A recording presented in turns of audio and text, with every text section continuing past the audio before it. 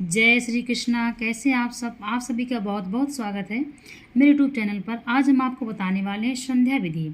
संध्या करना कितना अनिवार्य है, ब्राह्मण क्षत्रिय और वैश्य को संध्या करना चाहिए, कितना अनिवार्य है, संध्या करने का क्या विधान है, कैसे संध्या करना चाहिए, क्या होता है संध्या करने से, किस लिए संध्या की जाती है, आज हम आपको यह सब बताने वाले हैं। शुभ कर्मों के फल प्राप्त्यर्थ ब्राह्मण क्षत्रिय वैश्य को संध्या करना परम आवश्यकीय है। शुभ कर्मों के फल की प्राप्ति के लिए ब्राह्मण क्षत्रिय और वैश्य को संध्या परम आवश्यक है। जल में सूखा और पृथ्वी पर गीला वस्त्र पहनकर संध्या तर्पण ना करें। यह आपको विशेष ध्यान रखना है कि संध्या हमको कैसे करनी है। संध्या विहीन ब्राह्मण क्षत्रिय वैश्य अपवित्र माने जाते हैं। ब्राह्मण क्षत्रिय और वैश्य अगर यह संध्या नहीं करते हैं तो यह अपवित्र माने जाते हैं, अतः किसी शुभ कर्म करने का उन्हें फल नहीं मिलता है। संध्या परम आवश्यक है।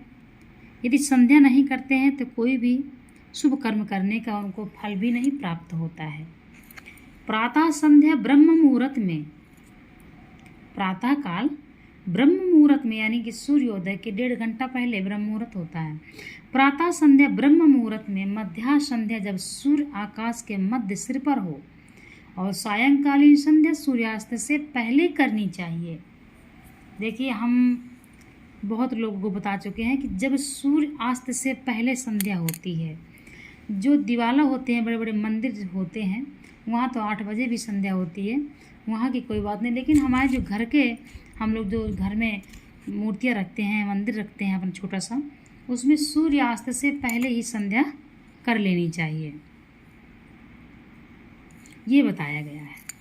प्रातःकाल पूर्व की ओर मुख कर सूर्योदय तक और सायं पश्चिम की तरफ मुँह कर तारे उदय हों तब तक जप करना चाहिए। वाह, क्या बात है। प्रातः पूर्व की ओर मुख करके सूर्योदय तक, जब ब्रह्म मुहूर्त में आप बैठते हैं, मान लीजिए सूर्योदय के 1 घंटा, 1.5 घंटा, आधा घंटा, जिसके पास जिस समय होता है उस हिसाब से लोग बैठ पाते हैं। तो जब तक सूर्योदय होता है तब तक हम बैठ के पूजा करें, भगवान का जप करें, और सूर्य अस्त से जब तक तारे उदय हों तब तक जप करना चाहिए। ये विधान बताया गया है संध्या करने का। त्रिकाल संध्या बोलते हैं इसको। प्रातः संध्या, मध्याह्न संध्या और संध्याकाल सायंकाल संध्या। त्रिकाल संध्या का फल बहुत ही जल्दी मिलता है। संध्या में दिए हुए अर्घ्यों द्वारा पहले से वाहन नाश, दूसरे से शस्त्र नाश और तीसरे से असुरों का नाश होता है। अब देखिए, संध्या में दिए हुए अर्घ्यों द्वारा पहले से वाहन नाश, दूसरों से शस्त्र नाश और तीसरे से असुरों का नाश होता है। इस प्रकार से संध्या के ये फल हैं। त्रिकाल संध्या का महत्व बताया जा रहा है। गृहस्थ और ब्रह्मचारी गायत्री मंत्र के आदि में ओम उच्चारण करते हुए जप करें। अंत में ओम का उच्चारण नहीं करना चाहिए, क्योंकि वह वृद्धि कारक नहीं है। जब हम कोई श्लोक या मंत्र बोलते हैं तो उसमें पहले ही ओम लगाते हैं। सबसे बड़ा हमारा मंत्र है जो ओम है। ओम से ही सब कुछ प्रारंभ हुआ, ओम से ही मंत्रों का प्रारंभ करना चाहिए। तो ओम मंत्रों के बाद में नहीं लगाया जाता है, इसलिए हम पहले ओम का प्रयोग करते हैं। जप के आदि में 64 काल युक्त विद्या तथा संपूर्ण ऐश्वर्य प्रदायिनी गायत्री हृदय का तथा अंत में गायत्री कवच का पाठ करना चाहिए। घर में संध्या करने से 1 गुना और गौशाला में संध्या करने से 100 गुना और नदी के तीर पर 1,00,000 गुना और शिव के समीप संध्या करने में अनंत गुना फल प्राप्त होता है। यदि आपके घर में गाय है, गौशाला में भी जाके आप आरती घुमा सकते हैं, अपने मंदिर में करें। और अगर आपके पास नज़दीक मंदिर है, कोई शिवालय है, विष्णु भगवान का, नारायण का मंदिर है, कोई सा भी मंदिर है, अगर आप जा सकते हैं तो आप मंदिर में भी जा कर के संध्या करें। यदि निमित्त नहीं पहुंच पा रहे हैं तब भी कोई बात नहीं है, आपके पास जब समय हो आप किसी मंदिर में जाकर संध्या करें। यदि किसी के पास किसी घर के समीप नज़दीक में नदी है कोई, तो आप नदी तट पर भी जाएं, संध्या करें और वहीं पे दिया रखना चाहिए। इस प्रकार से संध्या का फल बताया गया है। पैर धोने से, पीने से और संध्या करने से अवशिष्ट जल श्वान मूत्रवत होता है। उसे ग्रहण करने वाले की शुद्धि चंद्रायण व्रत करने से होती है, अतः उसे शेष जल को फेंक देना चाहिए।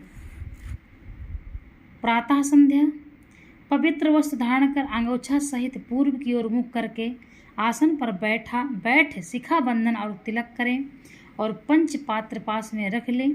दाहिनी अनामिका में 2 कुशा की तथा बाईं में 3 कुशा की पवित्री धारण करना है।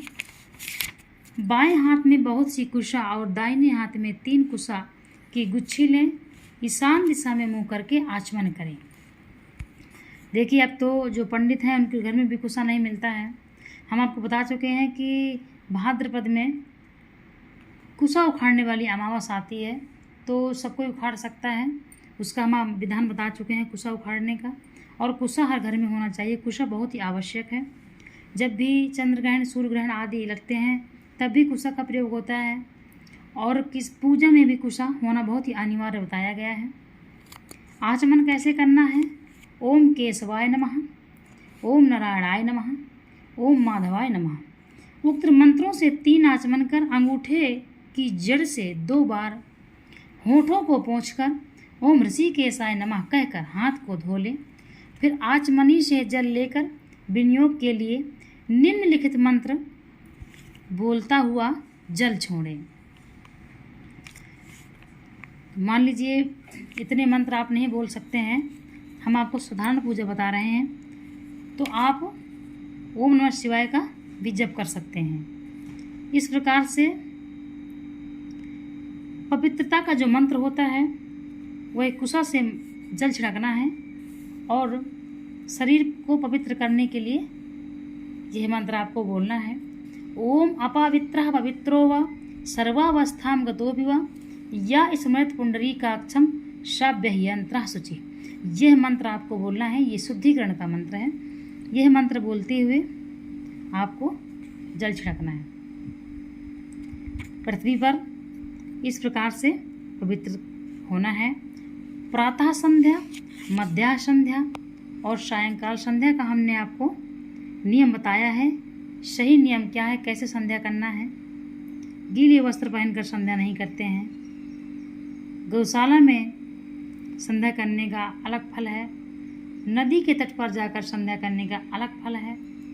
और शिवालय हो, कोई बड़ा दिवालय है आपके पास, वहाँ पर अनंत गुना फल मिलता है संध्या करने का।